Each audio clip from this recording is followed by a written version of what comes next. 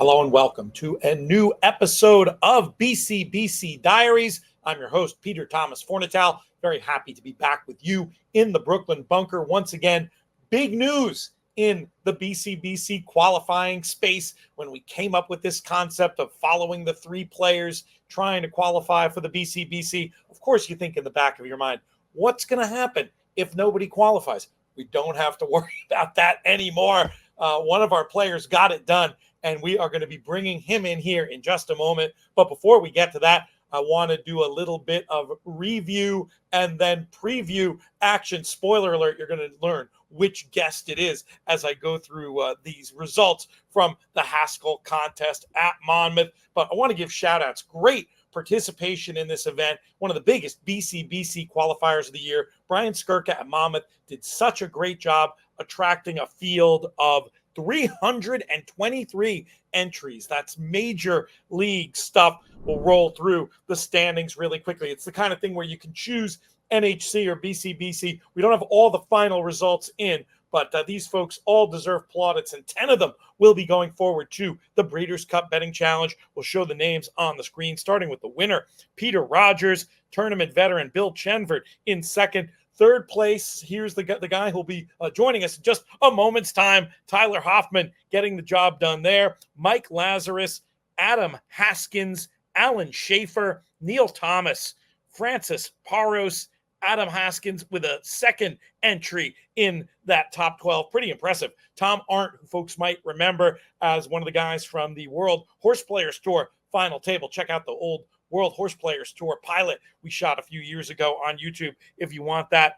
Mark Statler getting into the final money spot there in the tournament. And while we're talking BCBC qualifying, should remind you that we've got feeders and qualifiers ongoing over at horseplayers.com, including this week's Horse Players Happy Hour show, where it's just $20 to play. The house cut goes to charity. And in our interconnected series of contests, we're adding $20,000 to the pool. This week's event, a blend of races from Saratoga, fingers crossed for the weather there, and also 4 races from Del Mar. It's all going to take place during our live stream from 5 to 7. You can find that on this very channel, Breeders' Cup social media, Breeders' Cup YouTube, In the Money YouTube, and social media as well. Join us because it's a live racing show. We'll go through, we'll find some bets, hopefully some winners following the contest along the way.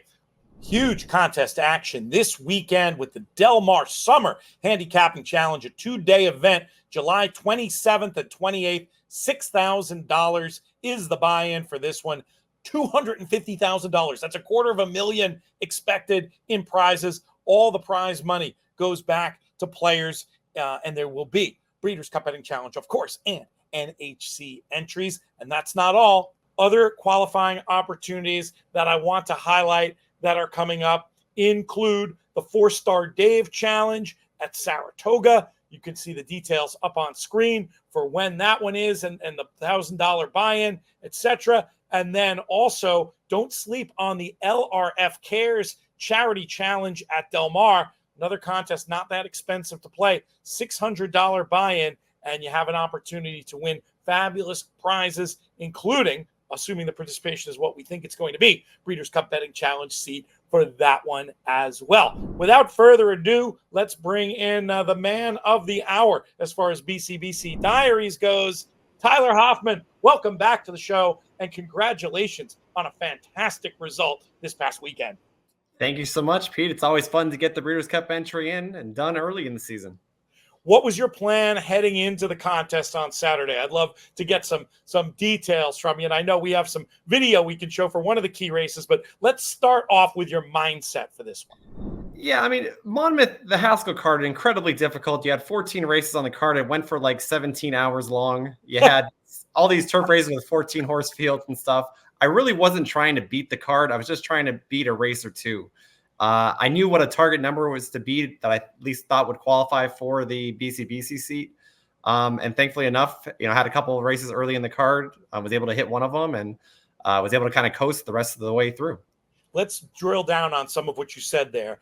What was the buy-in and what were you projecting would be the number needed to get the seat?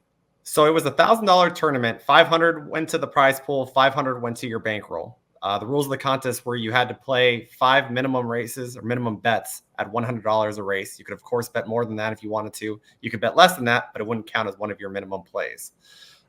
So with that said, just kind of based on the history, and this is where Monmouth does a really, really nice job of having historical archives to go back and reference. Kind of had a rough idea that in order to finish in the top 10, it looked like right around 3,000, 3,200 was probably going to be the cut line.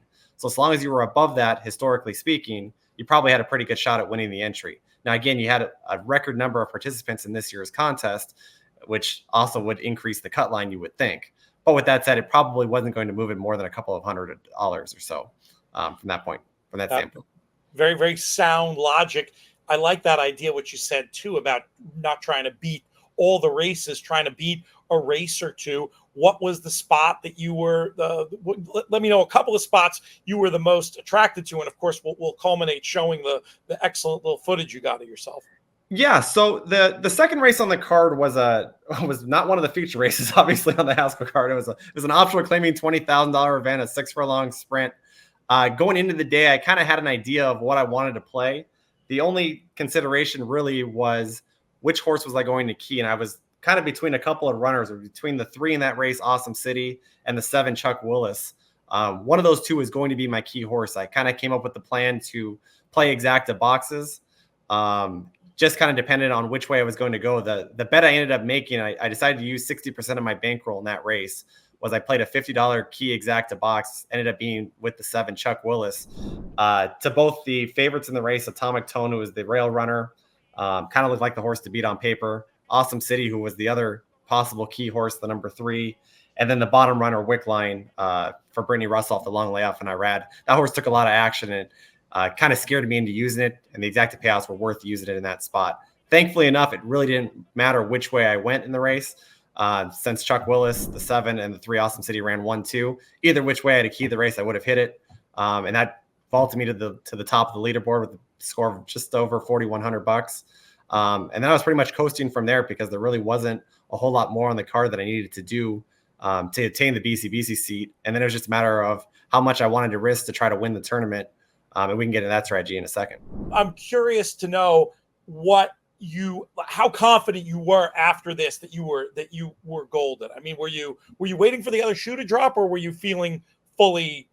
Did it feel like mission accomplished? No, it felt like mission accomplished at that point. Again, when you only had to make at that point 4 other $100 minimum bets, and there were some big favorites on the card, I basically show betted my way through the middle part of the card, took some of those big favorites.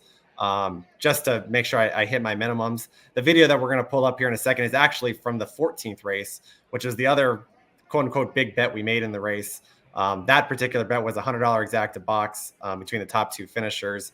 And you can tell from our reaction that we were not sure we were going to win that place photo there. And that vaulted us from 5th to 3rd as it turned out. So that got us another, $7,500 essentially between $1,000 cash in the race and then another $6,500 worth of prize money. So it was still a good feeling to end the contest, despite the fact that it wasn't quite enough to win it. It was still good enough to make it a really memorable day. And I assume your goal, as you said, just to reiterate, if you'd been trying to win, if it was win or go home, you would have approached it very differently. But, hey, you're on a show called the BCBC Diaries. I'm assuming the goal really was to get that BCBC seat, and you weren't going to do anything to risk getting out of position. No, you're absolutely correct about that. And again, hindsight 2020, probably could have bet a few $100 more to go for the win. Was a little bit surprised that the winning total ended up right around 6,000. The leader going into that race was sitting at about 5,500. I think he cashed a double to inch his score up a few $100 more. Bill Shenvert, who finished second, he made an incredible bet in the sense that he went all in on the 3-5 shot on a win bet to just nose us out of finishing second in the contest. Again, a bet that I'm glad he hit, because if I bet a 3-5 shot all in, I know that horse would have lost that race, universally speaking. So there's just always a fun. You never know with 323 people just where that top score is going to go. And the last race, truth be told, was not a race we really planned on betting. It wasn't a race I particularly liked. I really only liked 2 races on the card. The race that we hit, which was race 2. And then the 4th race was going to be another big race, or big bet race. But ironically, with 2 minutes to post, there were 2 late scratches in the field. And then one of the favorites broke through the starting gate. as they loaded them in. And at that point, I was so scrambled, I just canceled all the bets I had in the race. And as it turned out, it saved money because we wouldn't have had the exacta play that we were going after. Probably was it still just a minimum for you there in that fourth race? No, that was going to be that was going to be a $200 bet, Gotcha. which would have been the total of the 500, so all of the bankroll per se, had we not hit the earlier race in the contest. Right. Interesting. So that planned going in, that was going to be huge. Got scaled back, obviously. No need to be overly aggressive there once you'd already gotten yourself into position. I think it's important for people to understand this mindset and the way that you plan this stuff out. Fantastic. You obviously learned it from somewhere. We saw a man in the rooting along with you in the footage we showed before. Tell us about the guys in the photo here with you. Yeah, obviously the guy who looks like me, that would be my dad. Obviously taught me a lot, and we had a lot of fun playing the contest. Then the other gentleman is my uncle Ed. He and my dad are the original playing partners. Playing tournaments together, dating back to the Agua Caliente days, over in Reno, and the power of the pen for some of you old tournament players who recall those contests back then. So all three of us usually aren't together, for a contest, but the fact that we were all down in Del Mar for opening day and opening weekend, it sure was special to get the BCBC seat done and to root together, and we had a lot of fun. I don't expect those old references from you, but that's obviously your dad's influence. Next, you're going to be telling me about the Cal Neva tournament. I'm sorry, it was the Cal Neva tournament, not the Agua Caliente. The Agua Caliente was down in Mexico. I got my stories confused from back in the day. That was the power of the pen. Sorry, Dad. Right. I wasn't sure. I wasn't sure if I had my history mixed up, but I remember working on that book called The Winning Contest Player years ago. A lot of folks would talk about the competition out there. And yeah, that was the early days of tournaments. It's evolved now. This online element is great. The fact that you're playing racing on the Jersey Shore while you were out there at Del Mar. How did you enjoy opening weekend? I enjoyed Monmouth a lot more than opening weekend, ironically. It was a heck of a lot more profitable, but it was still great to be down at Del Mar. I mean, who's going to complain about having an opening weekend at Del Mar? The weather was perfect. The quality of racing was terrific. And there were a lot of nice prices that won over the course of both days. So what comes next for you? Are you'll be angling to get another BCBC seat? You'll hopefully be continuing to play on Horse Players Happy Hour. Do you have an intermediate goal, or are you just sort of playing it as it lies, as it were? No, I'll play it as it lies. Obviously, definitely we'll be still continuing to support the Horse Player Happy Hour, and certainly trying to win another BCBC seat that way. As far as my dad and I go, we'll be competing in the Del Mar tournament this upcoming Saturday and Sunday. That's a 2-day event. We love that contest. Plentiful of BCBC NHC seats are awarded in that thing, and it's always something that we like to support. Along the tournament circuit on the West Coast. So that'll kind of be the next opportunity for Hoffman LLC, so to speak, to try to win some more contest prizes. Great stuff, Tyler. Appreciate you, and we'll see you on the leaderboard. Wonderful. Thank you so much. Another guest I'm surprised we haven't yet had on our BCBC Diaries show joins us now in the form of Matt Bernier. He was so essential to the formation of our Horse Players Happy Hour, and some of my fondest memories of hanging at the racetrack were with him in his very early days at the old place with the letters DRF, when he made a deep run in the Breeders' Cup Betting Challenge back in. I'll let you say it. I don't exactly remember, but I think it was the early days of a little show called the then DRF Players Podcast. I speak, of course, of Matt Bernier. Matt wanted to bring you on BCBC Diaries to check in with you. How are things going? How's life at Fanduel, TVG, and NBC? Pete, I'll tell you, it was 10 years ago, this Breeders' Cup, that run was made, 2014. It's been a long time. But look, everything's good work-wise. Oddly enough, 10 years ago, we were out at Santa Anita. This year, it'll be at Del Mar, and this will be the first Breeders' Cup that I missed since 2013 because I've got another kid on the way.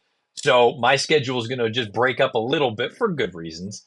But yeah, look, just because I can't play in the BCBC anymore doesn't mean I don't pay attention to it. And I think the past 2 or 3 years, you can comment on this as well as anyone, it has turned into, I think, something totally different than when I made a run or two in those years in the past, just because, man, I think the folks playing are just so sharp and focused on the game plan is the game plan. Very few times you hear people calling audibles. It's very much we're going in and it's A, B, and C. And if all those three things happen, we either win or we're right there.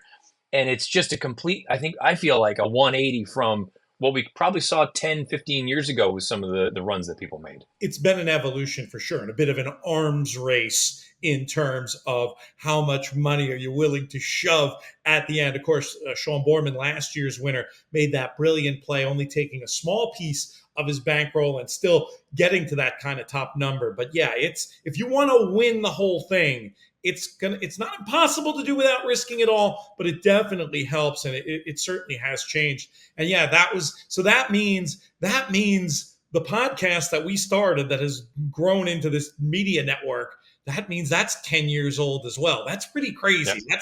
That went quick. And I love the news. Very excited about the family news of you. And now you'll have a Breeders' Cup baby to go along with the baby. That was either fantastic or terrible planning. I'm leaning towards fantastic. Our timing is impeccable. If nothing else, it's ironic, and life gets in the way. You can't control these things, and no, we're looking forward to it. And I will say, looking back on it and thinking back to some of the Breeders' Cup, the BCBC runs, I sent him a note a couple weeks ago, and I feel bad that I haven't picked up more of Matt Miller's book, but I feel like the way that Matt has laid out, I'm about halfway through the book, just the logic that he has laid out, I feel like would have done me a great deal of good to think that way, at least on two occasions. Never mind the actual good run I made, but two other occasions where I had two opinions, and I did not maximize them. I didn't come close to maximizing them. Had I kind of taken more of Matt's philosophy and, a plug to the book, a better way of thinking that you were involved with as well, if I had used those trains of thought, I'm not telling you I'm winning either of those, but I'm at least in with a puncher's chance, because they were both instances where I would have had giant bankrolls with one 2 days ahead of me and the other half of Saturday still ahead of me. So, in hindsight, I wish I had some of this thought process or this logic years ago. People can check the book out, abetterwayofthinking.com. Matt, first-time guest on BCBC Diaries. I'll get the same question to close things out. Give me a Breeders' Cup memory. It can be from your big run. It can be from whenever. But I want the excuse to roll some tape and talk about some terrific Breeders' Cup moments here. Well, let's go with the big one. The reason that I got into the position I did 10 years ago was the Breeders' Cup Juvenile. Texas Red goes off and wins at a big number. We have the win bet. We have the exacta, the trifecta. In the form, when I was writing for the form, giving out picks, cold superfecta. And if my mind isn't completely shot, it was Texas Red over Carpe Diem, over Upstart, over the Great War, I believe, was the cold superfecta. Aiden O'Brien rounding things out.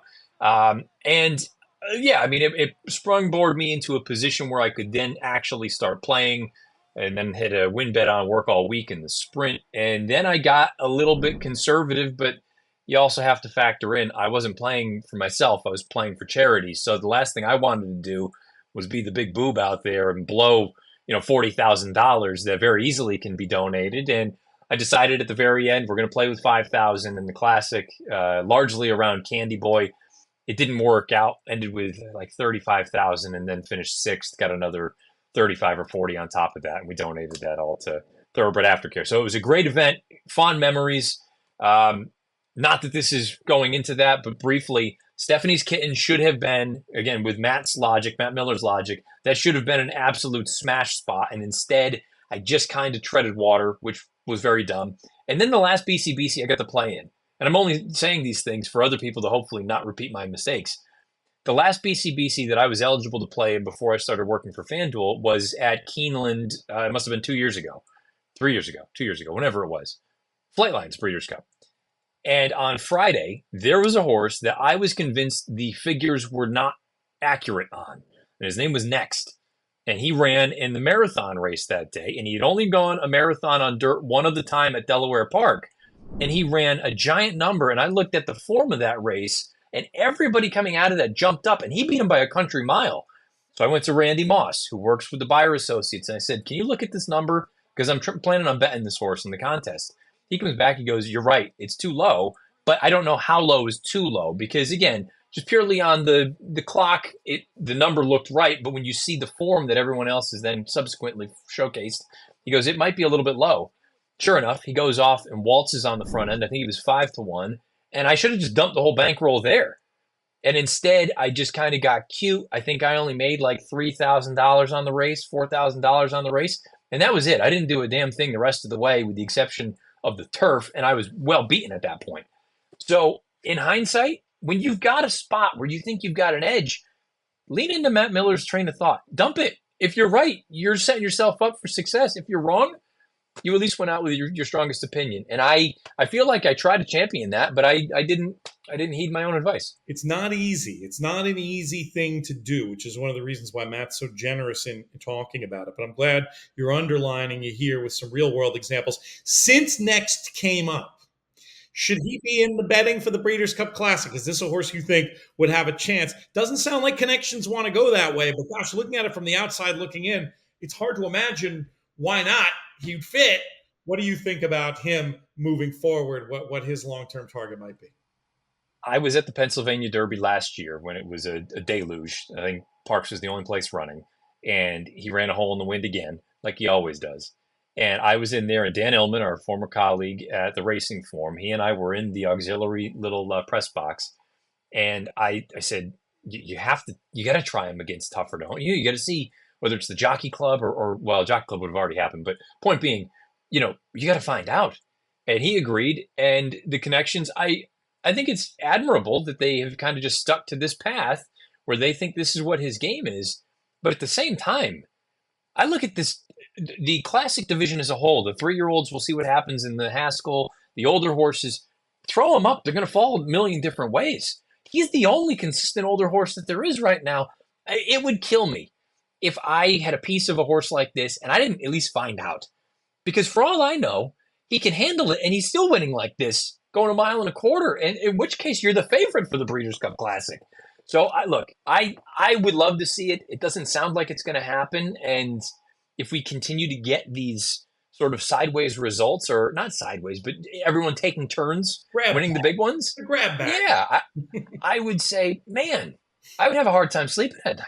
That's great. Connections certainly know the horse better than we do. Yeah. I mean, I respect that. But just from a fan, we're just being fans here too and saying, hey, how amazing would that be to see? We'll see how it plays out. Matt, wonderful having you. We'll bother you again soon because no good deed goes unpunished around here.